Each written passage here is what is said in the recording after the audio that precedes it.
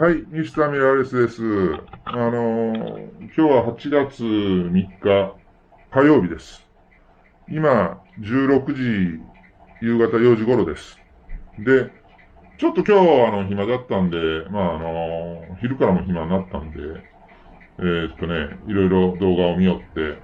ちょっと思った、すごいのを発見しましたんで、ちょっとまた出そうかなと思って、人のをね、また出すようになるんだけど、ちゃんとあんたが自分の動画作れって言われそうなんだけど、とりあえずすごいのがありましたんで、もうちょっと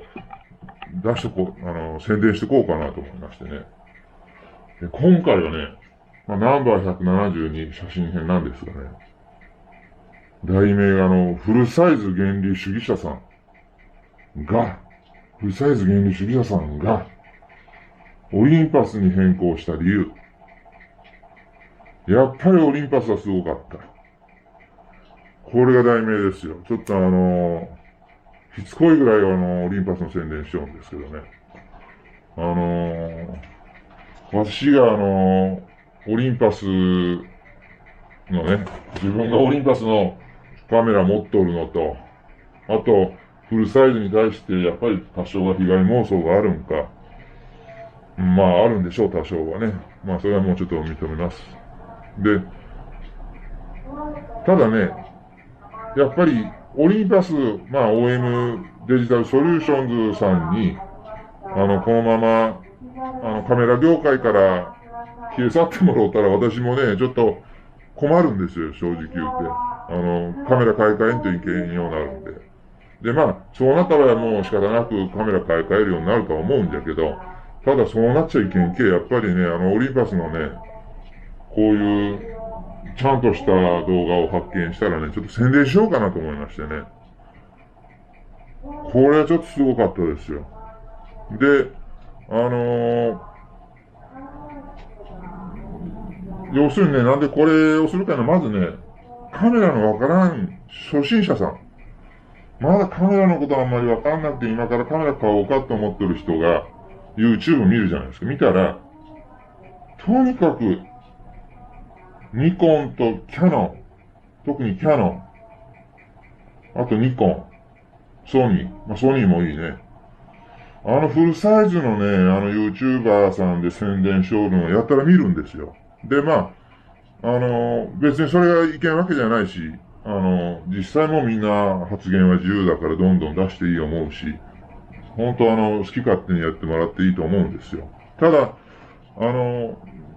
一応ね、私がオリンパスのマイクロフォーサーズ持ってるんで、やっぱりカメラのこと知っとる私が見とって、これ見るとどうしても APS-C じゃなくてフルサイズ買わんといけんなと、特にカメラ初心者さんなんかは思うと思うんよね。で、あのーさっき言ったそのキャノンにしても、ニコンにしてもソニーにしても、とにかく APC-S じゃない、APS-C のね、よりはもうフルサイズの方がいいんですよと。プロだったら、プロだったらもうフルサイズを買わないとねと。で、今後写真上手くなっていくんだったらフルサイズにしないといけないよみたいな、はっきり言うとる人もおるし、はっきりは言うてないんだけど、遠回し的にそれを言うとる人もおるし、そう感じるような、解説してるのも結構見るんですよ。で、それを初心者の人が見たら、フルサイズがいいんじゃなと、もうフルサイズがいい、フルサイズがいいってもうそうなってくると思うんですよ。私もマイクロフォーサーズ持っとってそう思うぐらいだけど、その動画を見とったら。買い替えないけんのじゃないか、買い替えないけんのじゃないかと、もう、不安でもそう思ってしまうんで、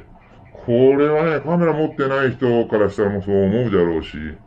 これはちょっと意見は思ってね、これちょっと断ち切らない意見を持ってね、とにかくマイクロフォーサーズでも、デメリットはあるけど、メリットもあるんですよと。でフルサイズは、メリットも大きいけど、デメリットもあるよと。じゃあどっちがいいんかと。それはもうその人がもう選ぶしかないんだけど、最終的にね。ただ私としては、マイクロフォーサーズ、一応オリンパス持っとるんで、OM デジタルソリューションズ、イコールオリンパスだけど、やっぱりね、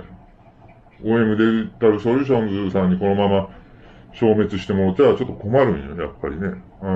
私もカメラ買い替えに行けになるし。まあ、それはそれで、そうなったら仕方ないんだけど、ただなるべく OM デジタルソリューションズさんのね、本当にいいカメラ作っとるわけじゃけ。ちょっと宣伝はちょっとしていこうか思うんでね。で、まあ、このね、ちょっとほんまなくなったんだけどね、このフルサイズ原理主義者さんがオリンパスに変更した理由、やっぱりオリンパスがすごかったいう分は、ちょっとね、4時間ぐらい前に、オリンパスギャラリー東京のちょっと動画を見よったんですよ。だったら、武田真一さん、まあ、武田真一先生と言わせてもらいますよ。先生の動画をね、再度ちょっとこう、マイクロフォーサーズの良さが分かったよね、再度こう見よったら。要するに、この武田真一先生の動画を再度見とったら、こう、マイクロフォーサーズの良さが分かったと。これはね、ちょっとあと、やっぱり私の解説のところにこの、武田真一先生のプロの方のね、YouTube のこのオリンパスギャラリーで出しとる分の、動画を、URL アドレスというかね、YouTube のアドレスをリンクしときますんで、あれクリックしてから見てください。で、その時にまあ時間を、この辺がええですよ、時間もちょっと入れときますんで、辺の時間ちょっとこう早回ししてみてもらってもいいし、まあできればね、全部見てもらった方がいいですね。この武田真一先生のね、この動画は、全部見てください、できれば。オリンパスがやっぱりフルサイズよりいいいう部分のね、ところを結構話されとるんで、ただ、この方が、私みたいに、フルサイズ使ってなくてね、用るんじゃなくて、もともとフルサイズ原理主義者さん、原理主義いうことはフルサイズの原理を分かっとった主義の人でしょ。まあちょっとこれ、原理主義を説明していたらちょっとようわからんのだけど、まあ要は、フルサイズ原理主義者さんだったらしいんですよ。その人がですよ、オリンパスに変更して、オリンパスはすごいわと言われとるいうことは、やっぱりすごいんですよ。と思いませんか？ちょっと話がだんだん盛り上がってきて、私も熱くなってきたんですけど、ちょっとキャノンとね、ニコンとソニーに負けるわけにいかんのよね、こうなったら。敵は多いというか、多分これでものすごい批判買って、私もね、ちょっと写真撮りって片見狭い思いしてにはいけないなるかもしれんのんですけどね、多分写真これから撮りに来よったら多分、わあ、あの人だってなんか出会いそうな気するんだけど、そうなった時に、わーっとこう、私も引かにゃいけんようになって、オリンパスミスターミラレスじゃないか、とか、なんかもう5対1とか、10対2で、私のたまたま友達がって10対2とかね、10対3とか、うわーいう感じでね、ちょっと攻められるんじゃないかな思うんじゃ、もうそんなことはどうでもいい、もう私は。とにかくオリンパス OM デジタルソリューションズさんにね、ちょっと頑張ってもらわなきゃいけんのよ、もう。となるとね、私も宣伝は頑張りますんで。まあ、とにかくね、この人の、